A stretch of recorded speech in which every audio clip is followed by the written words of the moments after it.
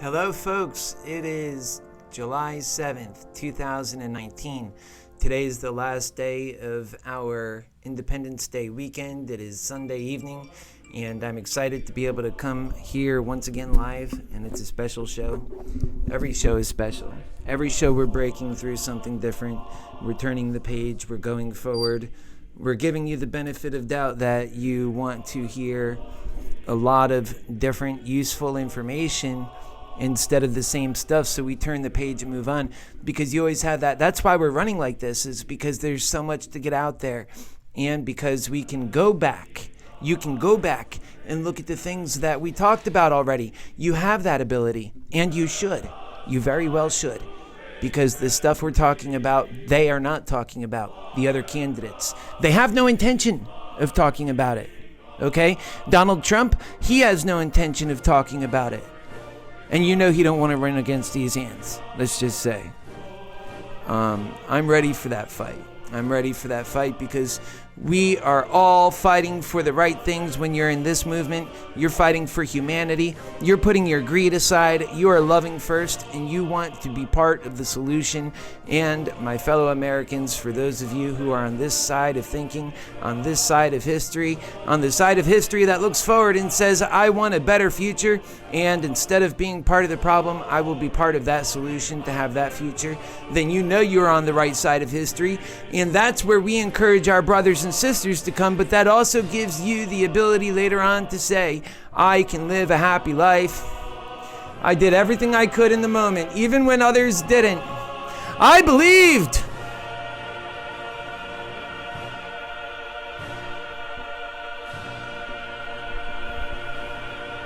I believed.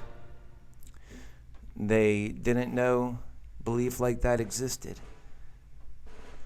They thought that you couldn't win with love and that you could not employ love. And so today is happy healing a bit, because we need that often. That's why your happy healer is running for president. We need a happy healer as president. It's because we need that kind of encouragement to get beyond these hard times from a humble, honest voice. And your happy healer is an honest broker of truth. So you can trust in what I say is coming from the heart. Albeit, even if it's wrong, it's what I think is right. And we'll always get to what's right, because that's our commitment.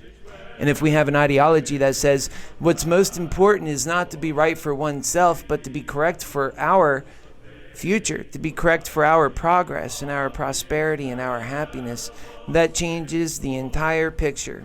Instead of having things that separate us when we are wrong about something, there'll just be more reasons to get to the right answer so that we can correctly serve ourselves.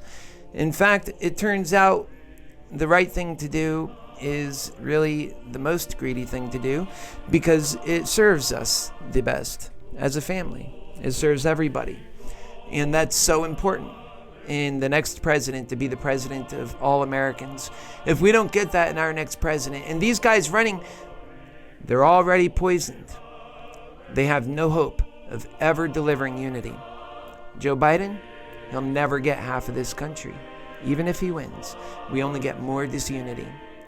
The same thing is true with all of the other candidates, even the unknowns who have already in such a short time made themselves known in the ways that we need to know most. They are divisive characters that have no promise of uniting our people. We'll never get to achieve anything Donald Trump is talking about, or that's why he's using so many executive privileges, because he has to, or what the Democrats are talking about, because they don't bring with all of their ideas unity. They fail miserably in that area. They don't have it. They can't bring it because they don't possess it. They don't have it in their heart. They actually hate so many people. And that's the difference between your happy healer for president and everybody else running, is while they expenditure their energy on being hateful people, I let love work for me. It shows in my very essence. The reason why I believe I'm 40 years old and glow the way I do is because of love. And if it weren't for love, then we all would be dull, and there would be nothing special about the world. So if you want what's most special, you come on to this campaign. That's right. If you want a campaign that will serve the needs of the people that's capable of serving those needs, because it looks at each person that has value and purpose, and as a collective it recognizes that we have an American spirit and that also matters and has purpose, and that the way we tap into that is by writing it into the laws. Well, that's why we're talking about happy healing, because happy healing, just by electing a happy healer, you've already decided that happy healing is part of what this country needs in a uniter, is to talk to the people, not to talk down to them in condescending voices and tell them how to hate more and who to hate, but instead how to focus on things that will actually improve all of our lives, and to have the humility and the humble approach that says, even if you don't disagree with me, you still just might be right. So let's hear what you have to say. And that is an approach that we are, so many of us, are firmly against right now, because we don't have open minds, because right now we're convinced that hate and greed drives the conversation, so it don't matter if we don't listen to them. But when you know it's love, and you know it's only love coming from your happy healer, and when you know it's love, you owe it to yourself then to listen, don't you? Otherwise, you're tuning out that love. That's why love is so powerful. That's why it's the strongest force. So now I told you I was going to get into some happy healing, and that's exactly what we're going to do, because many of you are having problems with your families and with your friends, and it's so hard to make that stand, isn't it? It's so hard to stand up for yourself and the things you believe in, but also stand up for love itself and the relationship that you have with your friends and family, and the ideologies that you hold, and how those ideologies leave no room for love, and that maybe the ideology itself is faulted. Never let your love be outdone by your beliefs. Always make sure that your beliefs can be just a little bit more outdone by your love. Happy healing tactic. And it's a coping tactic. And it's an understanding truth tactic. Because if you love, and here's my firm belief, that love really does solve all things. It's not real quick always, and it's not always obvious. But ultimately it's lasting. That's the thing. It's lasting. Because love is lasting. In fact, the only energy that can transpire through, like if you've seen recently, there was a movie that came out in the last few years, and it was talking about being in multiple universes. One of you guys know the name to this? If you do, throw it in the chat. But the point is that in this universe, you were able to communicate between the daughter and the father. And the only way that they were able to do that, the one thing that transcended space and time, that allowed humans to communicate with one another, being in two different spaces and time, was the love. It was the love that drew them back, that made it possible for them to be able to even have that connection. Otherwise, they never would have had it. All humanity would have been lost, because it was counting on those people to react in the moment correctly. It was the love that binded them. It was the love that made it happen. Money won't do it, because there's no money. There's nothing anybody wants hard enough that would beat love. Love is the reason why we do things. Love is the reason we go after money. And it's love for something. It's passion, or it's some desire for something. Often it's misconstrued. It's not the right energies applied to it, but it's always true. It's love that does it. It's love that wakes up that soul and says, you must get active. It's love that says, I'm going to do this, and sometimes you're doing it the wrong way, but it's action. And that action is great. And we think sometimes, as long as we're moving and that we're going forward, we're not staying stagnant. We're also afraid of stagnation, and for good reason, because people lose in stagnation. Personally, we lose as a family, the collective family, the spiritually collective family, and also the literal one, where we're just here as Americans sharing the space, America, together. And we lose when we don't employ these self-healing, happy healing, loving tactics in our lives individually, because we do it at home. We have to. We have no other choice. What rules govern your home? The only ones that work. Love. The only ones that you would ever allow into your life. Love. And sometimes that fails because you don't have all the tools to make it work. So then you say, oh, well, love has no hope because love leaves people out. The only way we could do it is by force, or we could do it by greed. Money always solves everything. That's what they say. Not true. Not in this case. It just makes it worse. And the worst part about it is because so many people believe that it's the end all be all, that it actually masks the truth that love is the strongest force. And that when you get on that, then you have something real and tangible. Can you imagine a united America that loves and that's doing things for its citizens out of that love? Because that's the future that we're talking about. In fact, it's hard to even have any future at all unless you have that at this point, because our dangers are so great. Because we need that kind of unity to meet the demands of our time and to realize that those demands are best suited to be invested in, not to let our greed cloud our judgment, and that we do it because we only have so much time to fix these great issues that we're dealing with before we have to pay in very real ways. As your next president, should I have that ability to get there, I certainly must have the courage. It all depends on you folks. Is one of the things that'll be very important to me is to confront issues that people have been ignoring. We have so many people that could die at any time. We see right now on California. We have to be realistic with those folks and say, you know, we can have this great place we visit, but to live here and to these different things, we might want to start talking about bringing some people back. We don't want to be the stupid people that it takes for half the population to die before we make changes that science tells us is right, that love tells us is right. They're not even that big deal. What are we giving up? We're not throwing anything away. Make the place somewhere where we visit that's real special. It could be even more special than now. When we're doing the right things for the right reasons, that's not getting weaker. That's empowerment. That's focusing on the things we must do. That is actually strength. And then when bad things happen, instead of losing half of our value in America and seeing the stock market go down, we say, oh, there goes that thing we were all prepared for. Good thing it wasn't as bad as it could have been. That we had the courage to stand up and do what was right in the moment. That's what being a happy healer is. It's saying things are more important to do what is right for all of us in the correct way, and to give the foresight and to listen to people whom even we disagree. And that great things come out of it. And love. And that we never even have a chance for those things to win if we don't do that. That's what it's saying. And it's making that commitment. That's why even when people disagree with your happy healer, they truly can't hate him. Even my opponents, I'm not going to say things that I don't believe. And if it's wrong, well, then you got to show me the error of my ways and show me the truth. And you watch how quick I change. That's being nimble for truth. That is love. And that's the power of love. You better believe it.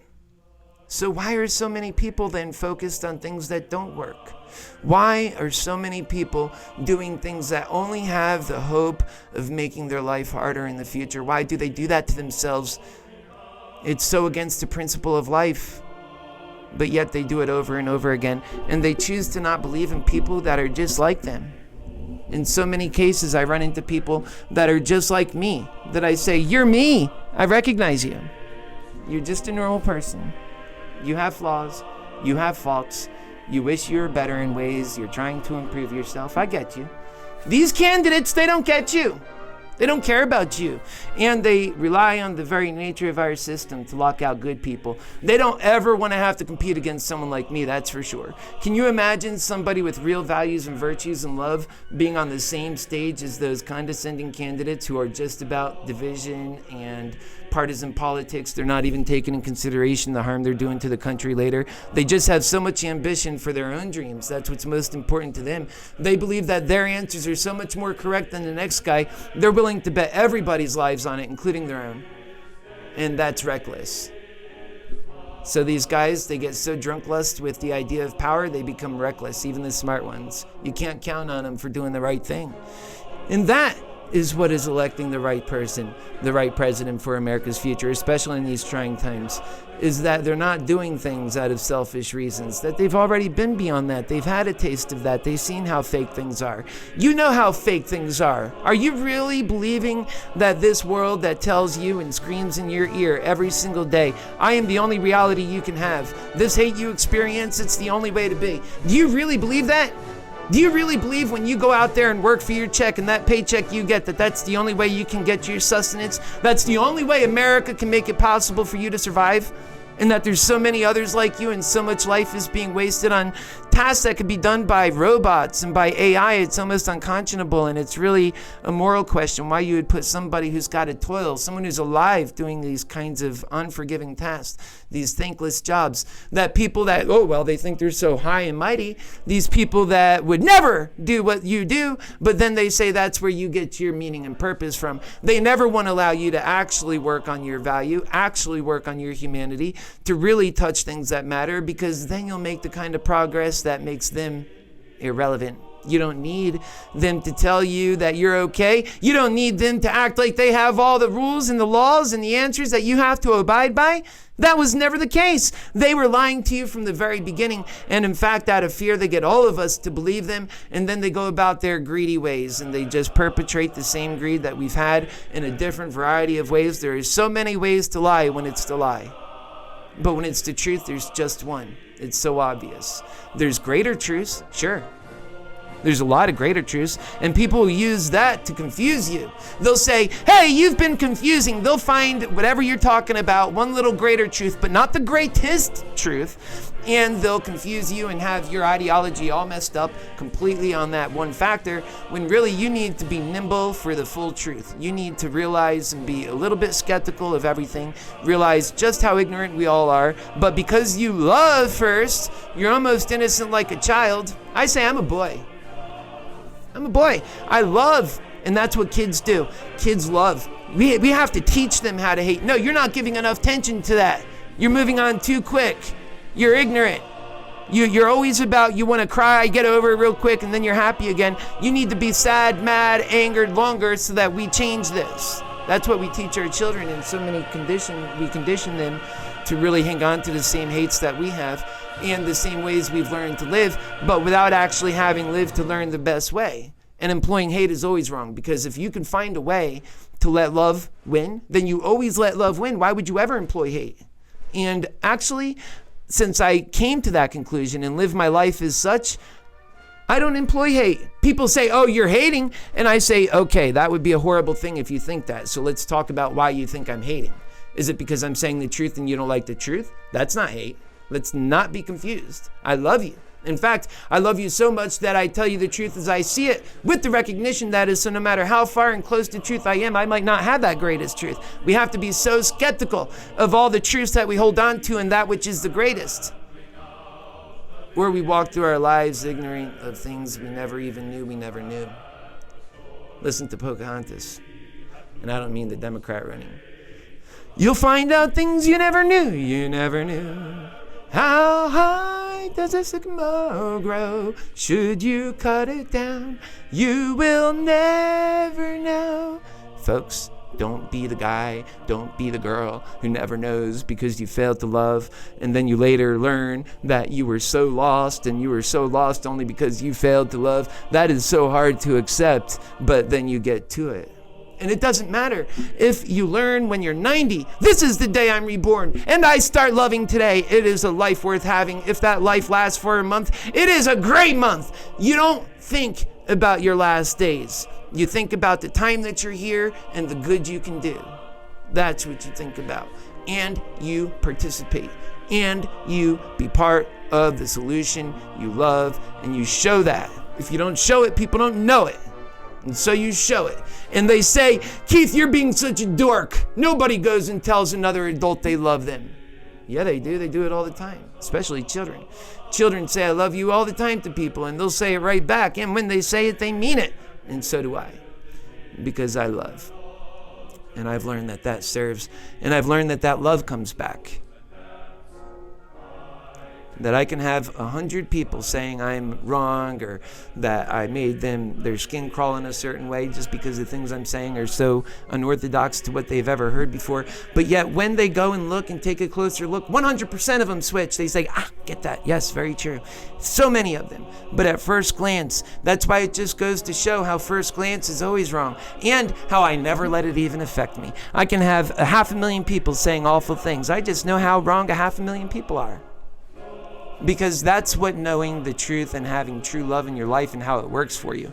When you're so focused on doing the right things, you can immediately, with 100% accuracy, rule out hate, rule out things that you know are just not going to help the picture. Like, this is not at all helpful. So it's okay to let those things go. And it's also okay to actually be in the moment, assured of yourself that you did the right thing. That means you don't have to hold any of their begrudging hate. That's on them. They own that. And in fact, you let them know that as you tell them you love them, and you love them from a distance. You say, here is a helping hand with my heart and hand. It's in the way of knowledge. I never hated you. It's just because I wanted best for all of us. And if you can't see that, then you're missing the point. And they may not see it, not even in that moment, but give them another week. See them, see you, not change. See him, see you, stay steadfast to the cause that you know, and you are firm in your truth. Show that confidence. They'll come back. They always do.